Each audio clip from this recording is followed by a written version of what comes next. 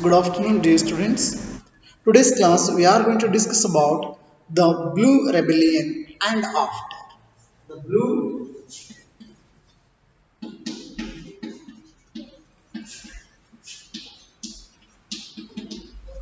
Rebellion and after.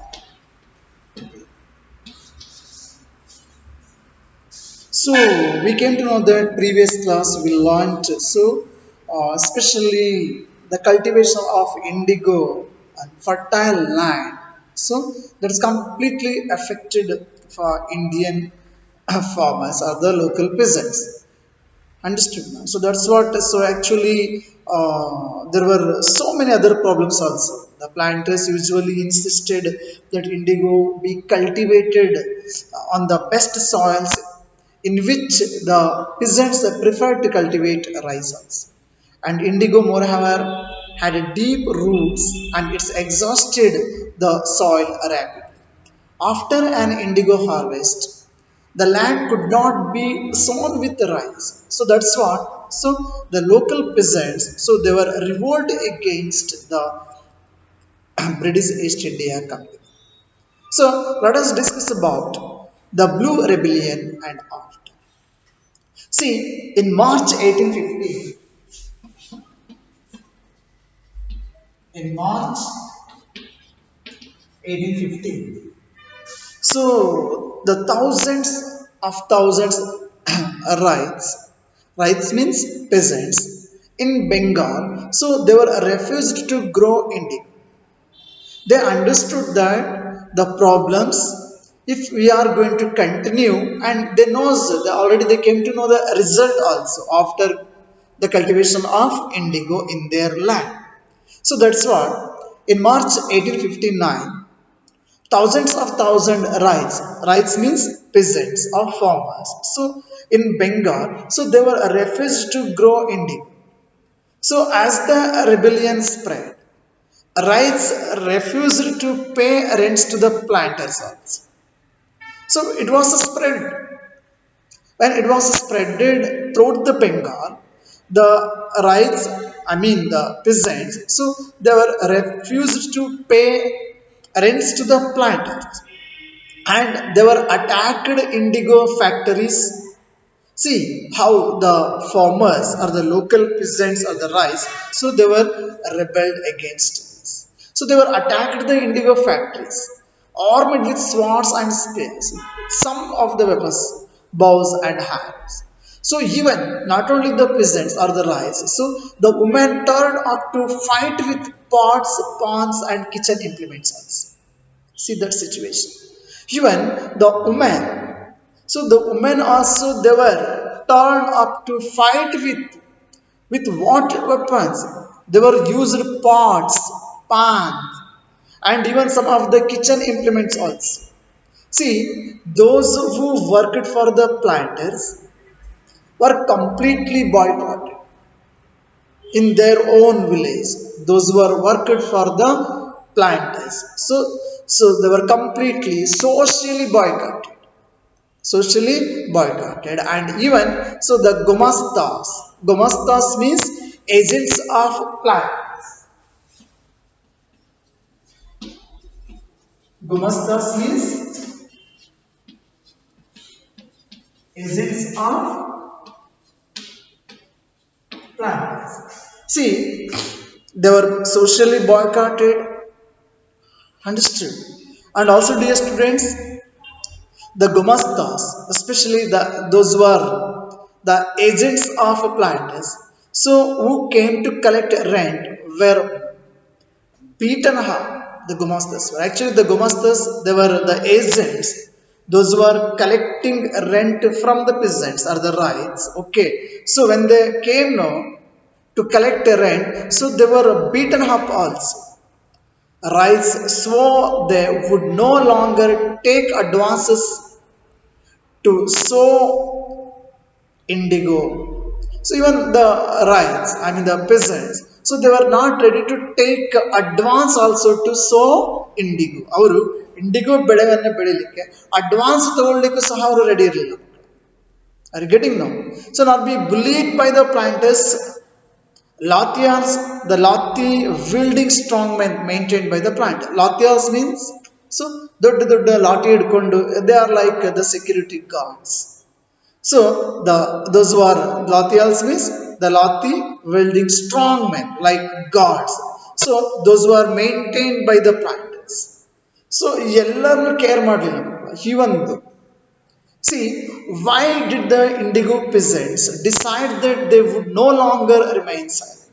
Why they were decided like that? So ಇಷ್ಟು ದಿನಗಳ ತನಕ ಸಹಿಸ್ಕೊಂಡು ಬಂದರು, ಇನ್ನು ಮುಂದೆ ಹಾಗೆ ಸಹಿಸ್ಕೊಂಡು ಹೋಗ್ಲಿಕ್ಕೆ ಆಗ್ಲಿಲ್ಲ ಅವರು. ಯಾಕೆ ಅವರು ಹಾಗೆ? What gave them the power to rebel? What? So they were become rebellions against the planters and the company. So what gave them the power to be a rebel? Clearly, the Indigo system was intensely oppressive. What they were followed to cultivate or to grow indigo in India by the planters and the company, it was completely oppressive. But those who are oppressed do not always rise up in a rebellion. They do so only at times. So in 1859, the Indigo Rights felt that they had the support of the local zamindars and village headmen in their rebellion against the planters. See, this is also one of the important. So when the Indigo Rights, when they were felt that they had the support of the zamindars, local zamindars and the village headmen in their rebellion against the planters. So in many villages, headman, I mean the village headman who had been forced to sign indigo contracts. The village headmen, they were forced to sign indigo contracts, mobilized the indigo peasants and fought pitched battles with the Lathi. So in other places, even Jamindar went around villages, urging the rights to resist the planters. Even the Jamindars also. These Jamindars were unhappy with the increasing power of the planters. Why these Jamindar also? Because these Jamindars, so they were unhappy with the increasing power of the planters. ಆ powers ಏನಾಗ್ತಿತ್ತು, ಆ ಒಂದು planter ಹೆಚ್ಚಾಗ್ತಿ ಅವ್ರು ಬೇಕಾಗಿರಲಿಲ್ಲ zamindars. So that's what, so they were actually extended their support to indigo ryots, the village headmen and as well as the local zamindars. See, these zamindars were unhappy with the increasing power of the planters and angry at being forced by the planters to give them land on long leases.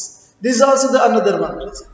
So here, so they were forced their law to planters to give them land on long lease ಕೊಡ್ಲಿ ಅಂತ force ಮಾಡಿದ್ರು. So that's what. So they were supported, they were extended their support to the indigo rights. See, the indigo peasants also imagined that the British government would support them in their struggle against the planters. Understood now? So the peasants, those who are growing indigo, so they also imagined that the British government would support them in their struggle against the planters. So after the revolt of 1857, the British government was particularly worried about the possibility of another popular rebellion. Because we all of you knows that the result of the 1857, how the Indian soldiers, those who are in company, okay, so they were revolt against, which is well known as. See, dear students, the indigo peasants, they were also imagined that the British government would support them in their struggle against the planters. Especially after the revolt of 1857, the British government was particularly worried about the possibility of another popular rebellion. When the news it was spread of a simmering revolt in the Indigo district. See, it's actually the common expectation by the British government also. Then after what happened? So when this spread, the lieutenant governor told the regime, he was actually traveled through the entire region. So in the witness of 18 in the sorry in the winter season in the 1850, winter of 1850, the rights, that means the rights, the peasants, so they were saw the tour as a sign of government sympathy for their plight. So when the lieutenant governor toured the region in the winter of 1815, the rights, so they were understood and they saw this tour as a sign of government sympathy for their plight. So when in Barasat, the magistrate Hasley Eden, so he was issued a notice stating that rights would not be compelled to accept indigo contracts. So actually this was a notice which was issued by the magistrate Haskell Eden. So in that notice stated that rights, that mean the farmers or the peasants, would not be compelled to accept indigo contracts. What went around that Queen Victoria had declared that indigo need not be sown. According to this, so it was the declaration even by the Queen Victoria. So the Queen Victoria had declared that indigo need not be sown. Eden was trying to placate the peasants and control an explosive situation, but his action was read as support for the rebellion. So how they were observed? No, it was actually read as support for the rebellion. So as the rebellion spread, intellectuals from Calcutta rushed to the Indigo districts. Indigo district means where especially they are growing indigo. So they wrote of the misery of the rights, the tyranny of the planters, and the horrors of the indigo systems. So they were all actually comment and then they were wrote all these things, especially the intellectuals. They were rushed to from Calcutta to the Indigo districts and they wrote of the misery of the rights and also the tyranny of the planters and also the horrors of the indigo system. How it's so horrible. See, worried by the rebellion, the government brought in the military to protect the planters from the assault and set up the Indigo Commission to inquire into the system of indigo production. Now, after that, what happened? So, the government was worried by this rebellion and they were brought the military to protect the planters from the assault. And also they will set up the Indigo Commission also. For what purpose? So the Indigo Commission, it was set up to inquire into the system of indigo production. The commission held the planters guilty and criticized them for the coercive methods which they were used with indigo cultivators, and it was declared that indigo production was not profitable for rights. So of course that whatever the indigo commission it was reported, that is exactly the truth. The commission asked the rights to fulfill their existing contracts but also told them that they could refuse to produce indigo in future. So the commission, it was the Indigo Commission. So it was suggested like that also. Of course, the true situation, the exact situation, it was reported by the Indigo Commission, which was set up by the government.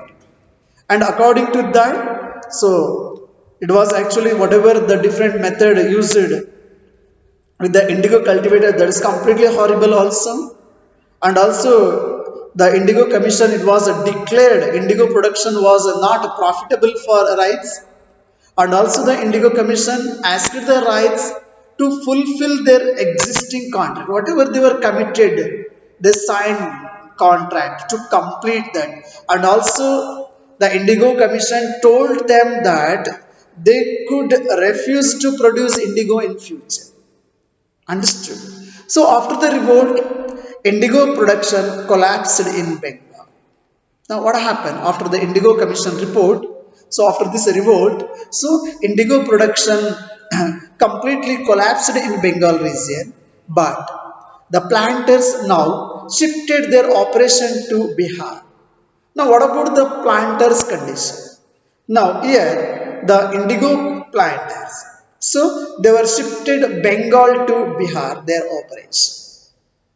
With the discovery of synthetic dyes in the late 19th century, their business was severely affected. And then during this time only what happened the another. So because of the industrialization, so the discovery of a synthetic dye in the late 19th century, so because of the discovery of the synthetic dye in the late 19th century, their business was severely affected, but yet they managed to expand production. The planters, so they were managed to expand the production. So when Mahatma Gandhiji returned from South Africa, a peasant from Bihar persuaded him to visit Champaran, which is well known as in history Champaran movement, which was actually headed by the Mahatma Gandhiji, and see the plight of the indigo cultivators there. Mahatma Gandhi's visit in 1917 marked the beginning of the Champaran movement against the indigo planters. I hope, dear students, you may got this point. Are you getting now? So, in 1917, Mahatma Gandhiji was entered the Champaran movements against the indigo planters. I hope, dear students, you may understood this concept. Even if you are not understanding anything or if you have any doubts, so please let me know. You can call and then clear your doubt. So feel free to ask and to clear your doubts. And the same time, it's my kind request. So please go through the textbook even for examination purpose also. You want to get knowledge also, and you have to prepare yourself a classwork. And it's my kind request, you have to send regularly homework without fail. Thank you. Have a nice day.